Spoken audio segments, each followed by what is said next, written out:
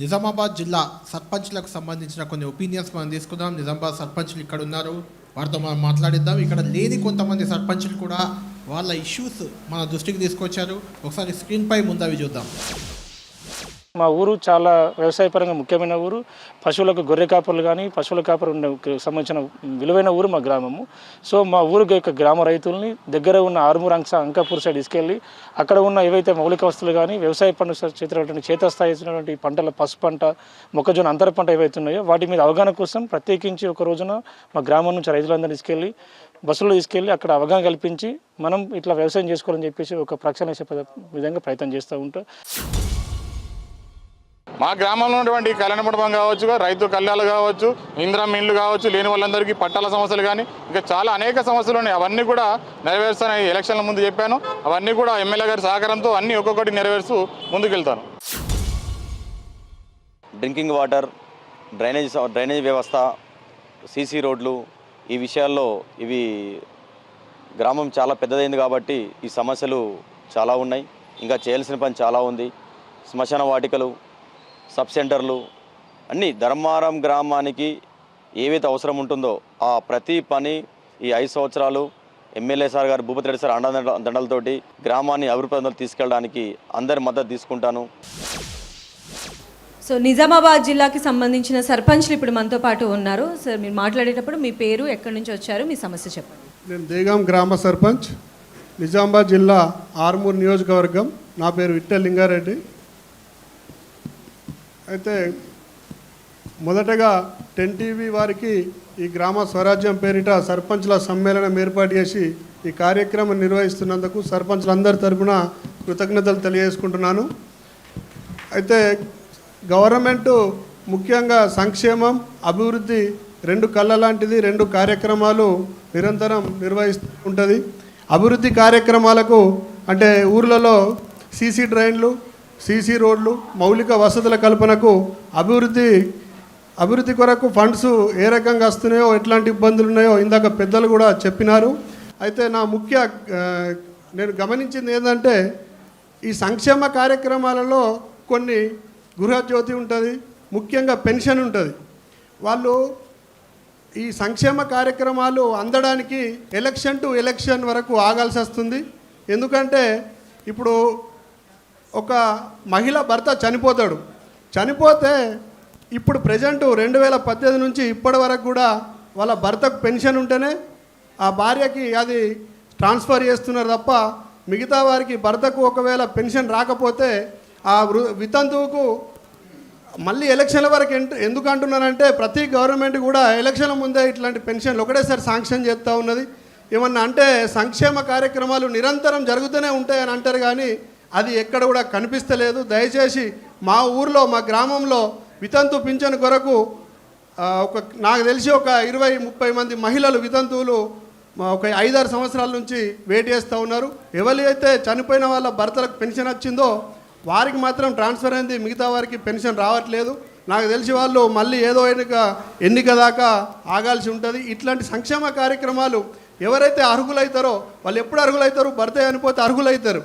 అప్పుడు వెంటనే నిరంతరం అప్డేట్ మేము గ్రామ పంచాయతీ నుంచి మేము వాళ్ళ దరఖాస్తు తీసుకొని పై అధికారులకు చేరవేయంగానే దాన్ని శాంక్షన్ చేసే కార్యక్రమం చేయాలని చెప్పి, అట్లనే గృహజ్యోతి కానీ ఇంకా మిగతా అన్ని సంక్షేమ కార్యక్రమాలకు ముఖ్యంగా ఇంకోటి ఏంటంటే ఇప్పుడు ఇందిరమ్మ ఇండ్లు ఇస్తారు, చాలా సంతోషం, చాలామంది పేదలకు దానివల్ల లాభం జరుగుతుంది.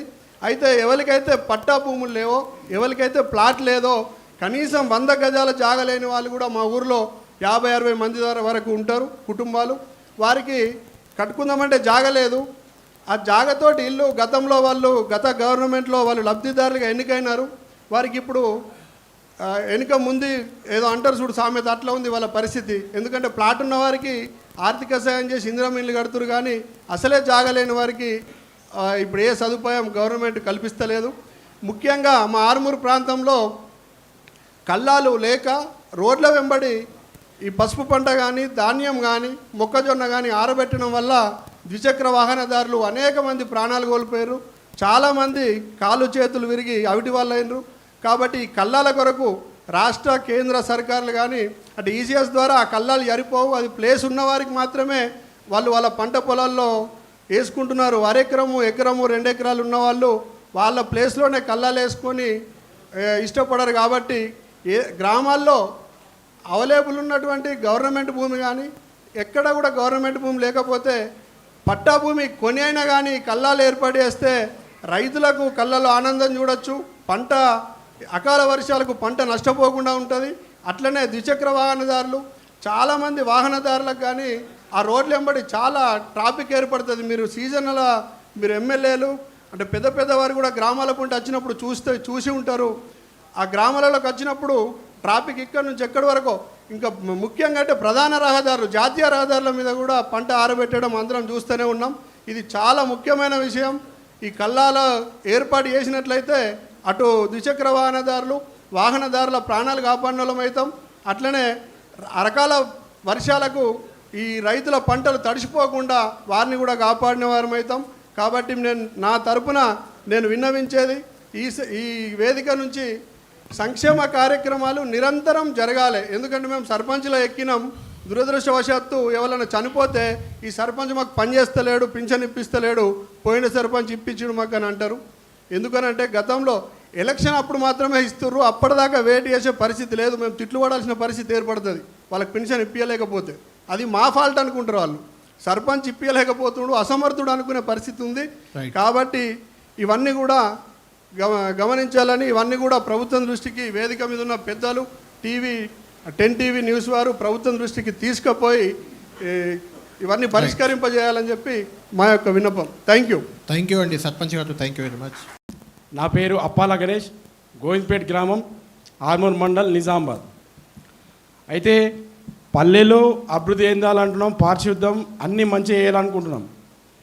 కాకపోతే ఆ పారిశుద్ధ కార్మికులు అయితే పనిచేయడానికి ఇష్టపడతలేరు.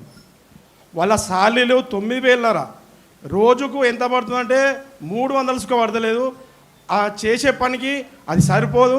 ఖచ్చితంగా ప్రభుత్వం వాళ్ళకు ఒక 15,000 రూపాయలు అయితే ఖచ్చితంగా ఇవ్వాలా, అయితేనే వాళ్ళు ముందడికి వస్తారు.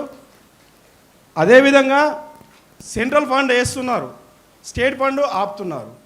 సెంట్రల్ స్టేట్ 2 ఫండ్లు ఒక్కసారి వేస్తేనే మన పల్లెలు ముందడు జరుగుతాయి. అదేవిధంగా 2011 జనాభా ప్రకారం ఫండ్ అనేది వస్తుంది. 2000 జనాభా ప్రకారం నా ఊరు జనాభా 3,900, ఇవాళ 6,000కి వచ్చింది. ఆ నిధులు ఎట్లా జారిపోతాయి? ఖచ్చితంగా జనగణన చేయాలా, చేసి ఈ జనాభా ప్రకారం మాకు ఫండ్స్ ఇవ్వాలని నా యొక్క డిమాండ్. అదేవిధంగా మిషన్ భగీరథ ద్వారా ప్రతి రోడ్డు ఖరాబ్ అయింది. విలేజ్లో మెయిన్ రోడ్ మొత్తం ఖరాబ్ అయింది. పిల్లలు స్పీడ్ పోతున్నారు.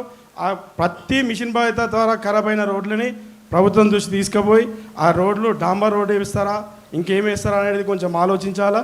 ఇందిరమ్మ ఇండ్లు కానీ ఇలా పెన్షన్ కానీ అన్నీ కొంచెం మా సర్పంచ్లకు ఒక మాట రాకుండా మీరు చేస్తారని ఆశిస్తూ ఈ అవకాశం ఇచ్చినటువంటి 10 టీవీ వారికి నా యొక్క ధన్యవాదాలు.